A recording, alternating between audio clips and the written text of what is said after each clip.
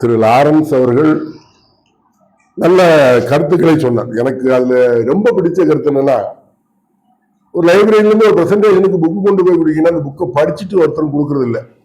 Presentation பண்ண ஒரு ஆளுக்கு பரிசளிக்க வேண்டும், புக்கு வாங்கி கொடுத்துடுறோம்.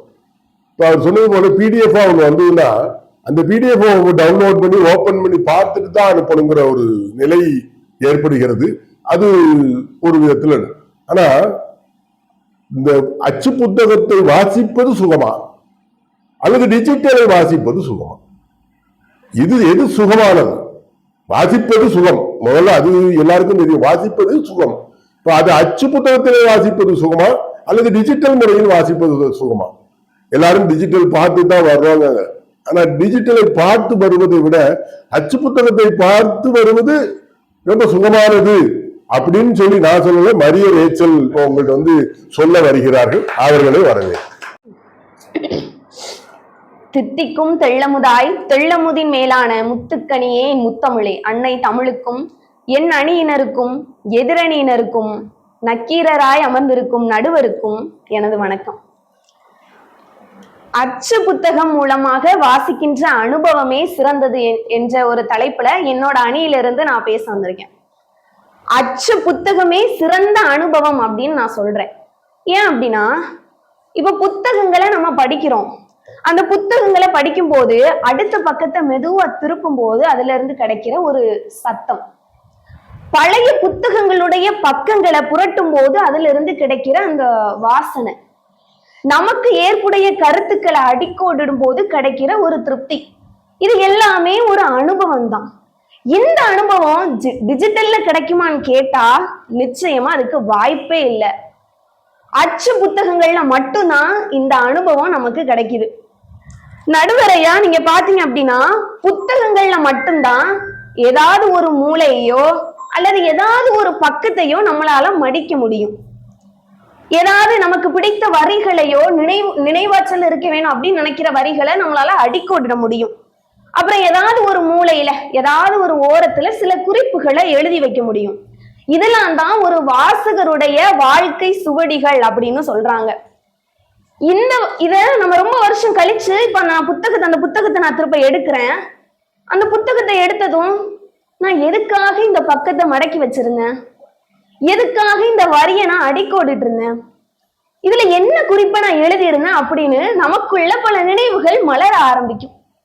இது டிஜிட்டல்ல கிடைக்குமான்னு கேட்டா இல்ல. டிஜிட்டல்ல வாசிக்கிற அனுபவம்னா என்ன? அதாவது மொபைல், நம்ம கைபேசியில உள்ள அந்த திரை அல்லது மடிக்கணியில உள்ள அந்த திரை, இந்த திரையை நம்மளால மடிக்க முடியுமா? அதுல ஏதாவது ஒரு மூலையை மடிக்க முடியுமா அல்லது ஏதாவது ஒரு பக்கத்தை தான் மடிக்க முடியுமா? இல்ல நமக்கு பிடித்த வரிகளை அடிக்கோடிட்டு தான் காட்ட முடியுமா? இல்ல ஏதாவது ஒரு மூலையில சில குறிப்புகளை எழுதிதான் வைக்க முடியுமா? நிச்சயமா அதுக்கு வாய்ப்பே இல்லை. இந்த அனுபவங்கள் எல்லாம் நம்ம பெற முடியும் அப்படின்னா அது அச்சு புத்தகங்கள்ல மட்டும்தான் இந்த அனுபவங்கள் எல்லாமே நமக்கு கிடைக்கும். இந்த காலத்துல நம்ம எல்லாருமே சந்திக்கக்கூடிய ஒரு சவாலான விஷயம்னு பார்த்தோம்னா அது கவனம். நான் என்னோட கவனச்சிதறல்னாலதான் என்னால இவ்வளவு மதிப்பெண் எடுக்க முடியல, நான் அதை கவனிக்கல, அதனாலதான் என்னால அதை ஒழுங்கா செய்ய முடியல, என்னோட கவன குறைபாடுனாலதான் நான் அதை தவற விட்டுட்டேன் இப்படின்னு இன்றைய தலைமுறைகள் இடத்துல இருக்கக்கூடிய ஒரு முக்கியமான ஒரு பிரச்சனை அப்படின்னா அது இந்த கவனச்சிதறல், கவன குறைபாடு. இந்த கவனச்சிதறலுக்கும் கவன குறைபாடுக்கும் அடிப்படை காரணமே நான் டிஜிட்டல் வாசிப்பு அனுபவம் தான் சொல்லுவேன். ஏன் அப்படின்னா, இப்ப நான் டிஜிட்டல்ல வாசிச்சுக்கிட்டு இருக்கேன், அப்படியே மேல ஒரு நோட்டிபிகேஷன் விழும், அப்படியே இங்க அந்த பிடிஎஃப்ஐயோ ஏதாவது பிபிடியோ நான் பார்த்துட்டு இருக்கேன், அப்படியே அந்த நோட்டிபிகேஷன் வந்ததும் நேரம் என் கை அப்படியே வாட்ஸ்அப்ல தான் போகும். அங்க இருந்து அங்க உள்ள மெசேஜ்க்கு ரிப்ளை பண்ணி முடிச்சதும் அதுதான் முடிச்சோன்னு போதாது, நேரம் இன்ஸ்டாகிராம்குள்ள போவோம். அங்க போயிட்டு 2 ரீல்ஸ் அப்படியே ஸ்க்ரோல் பண்ணி பார்த்துட்டு அப்படியே யூடியூப்ல ஏதாவது ப்ரோமோவோ இல்ல ஏதாவது ஒரு நோட்டிபிகேஷன்ஸ் வரும், திருப்ப நேரம் யூடியூப்ல போவோம்.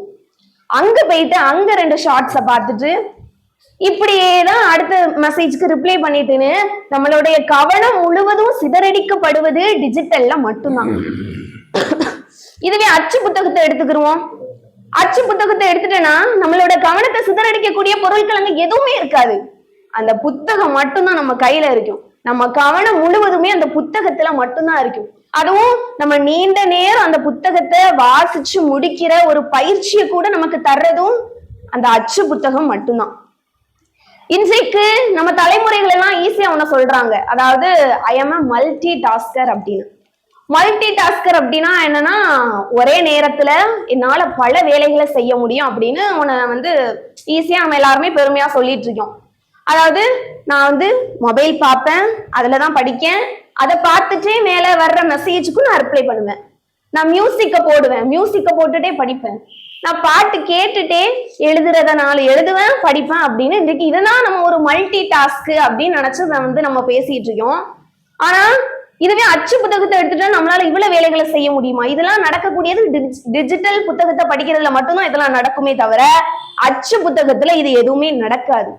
ஏன்னா அச்சு புத்தகம் படிச்சா நமக்கு செய்யக்கூடிய வேலை இந்த ஒண்ணுதான். அந்த புத்தகத்தை நான் முழுமையா படிச்சு முடிக்கணும், நான் வாசிச்சு முடிக்கணும் அப்படிங்கிற ஒண்ணுதான் நம்மளிடத்துல இருக்கும். அதனால அந்த அனுபவத்தையும் தரக்கூடியது அச்சு புத்தகம் மட்டும்தான். இந்த ஸ்கிரீன் டிஜிட்டல்ல படிக்கிறோம், அதுல என்னது படிக்கிறோம்? ஸ்கிரீன்ல தான் படிக்கிறோம். இந்த ஸ்கிரீன் நம்மள ஒரு பார்வையாளரா மட்டும்தான் மாற்றும்.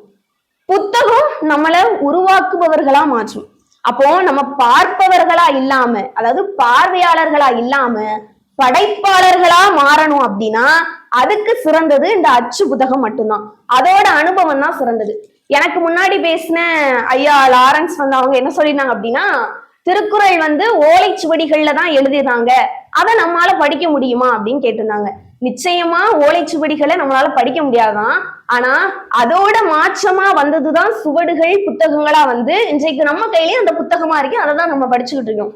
நம்ம இன்றைக்கு டிஜிட்டல் உலகமா மாறுது, அதனால நம்ம எல்லாருமே அதுக்கு மாறணும் அப்படின்னு சொல்லியிருந்தாங்க. நிச்சயமாக நம்ம மாறலாம், டிஜிட்டலுக்கும் நம்ம போகலாம். ஆனா நம்மளோட பண்பாடு இந்த அச்சு புத்தகங்கள் தான், புத்தகத்தை படிக்கிறதா நம்மளோட பண்பாடு. இந்த பண்பாடை நம்ம மறுக்கலாமா? இப்ப நம்ம டிஜிட்டலுக்கு போயிட்டனா எப்படி நம்ம இளம் படைப்பாளர்களையும் எழுத்தாளர்களையும் உருவாக்குறது? அதனால அச்சு புத்தகம் தான் சிறந்தது. அப்புறம் கொரோனா காலங்கள்ல கூட நமக்கு டிஜிட்டல் தான் உதவியா இருந்ததுன்னு சொன்னாங்க. அந்த டிஜிட்டல் உதவியா தான் இருந்தது, ஆனா அது நம்ம கல்விக்கு மட்டும் பயன்படுத்தல, பொழுதுபோக்காவும் அதை தான் பயன்படுத்தணும். பயன்படுத்தினாலதான் இன்றைக்கு பலர் கண்ணாடியோடு தெரிஞ்சுக்கிட்டு இருக்காங்க. அதனால டிஜிட்டல் நல்ல இந்த இப்போ வளர்றதா இருந்தாலுமே அதுலயும் சில ஆபத்துகள் இருக்கதான் செய்யுது. அப்புறம் இன்றைக்கு நம்ம பலரிடம் எப்படின்னா, சில பேரு உடல் அளவுல நல்ல பலமானவர்களா இருந்தாலும் மனதளவுல பலவீனமானவங்களா தான் இருக்காங்க. அதாவது பில்டிங் ஸ்ட்ராங்கு, பேஸ்மெண்ட் தான் கொஞ்சம் வீக்கு அப்படின்னு சொல்ற மாதிரி. ஏதாவது ஒரு தோல்வி நம்மள்கிட்ட வந்தாலோ, விமர்சனங்களை நம்ம மேல வச்சாலோ இன்றைக்கு அந்த ஏத்துக்கிற மனப்பான்மை எந்த இளைஞர்களிடமும் இன்றைக்கான தலைமுறைகளிடமும் அது கிடையாது. இதுவே இதை நான் ஏன் அச்சு புத்தகம் படிக்கிறதுக்கு சொல்றேன்னா, புத்தகத்தை எடுத்துக்கணும். நான் ஒரு புத்தகத்தை எடுக்கேன், அந்த புத்தகத்தை நான் வாசிக்கிறேன், படிக்கிறேன், படிச்சு முடிச்சு நமக்குள்ள எப்படி இருக்கும், நான் எப்படியாவது இந்த ஒரு புத்தகத்தை முடிச்சிட்டேன்ப்பா, இனிமே அடுத்த ஒரு புத்தகத்தை நான் படிக்க போறேன் அப்படின்னு. இதுல எனக்கான மன வலிமையும் வரும், ஆர்வமும் நமக்கு அதிகரிக்கணும். அடுத்த புத்தகத்தை படிக்கணும், இந்த புத்தகத்தை நான் எப்படியா முடிச்சிட்டேன் அப்படிங்கிற ஒரு மன வலிமையும் ஆர்வத்தையும் கொடுக்கறது அச்சு புத்தகத்தால மட்டும்தான் முடியும். ஒரு காலத்துல பாரதி புத்தகம் மூலியமா சிந்தனைகளை கொடுத்தாரு. பெரியார் புத்தகம் மூலியமா நம்ம கிட்ட பல கேள்விகள் எல்லாம் எழுப்பினாரு. அம்பேத்கர் புத்தகம் மூலமாவே உரிமைகளை நமக்கு கற்றுக் கொடுத்தாரு. அதனால அந்த அச்சு புத்தகங்கள் ஒரு தனி மனிதனையோ அல்லது அந்த தனி மனிதனோட குடும்பத்தை மட்டும் கிடையாது, ஒரு சமூகத்தையே மாற்றக்கூடிய சக்தி உள்ளதா இருந்திருக்கு. அதனால அச்சு புத்தகம் படிப்பதே சிறந்த அனுபவம்னு சொல்றேன்.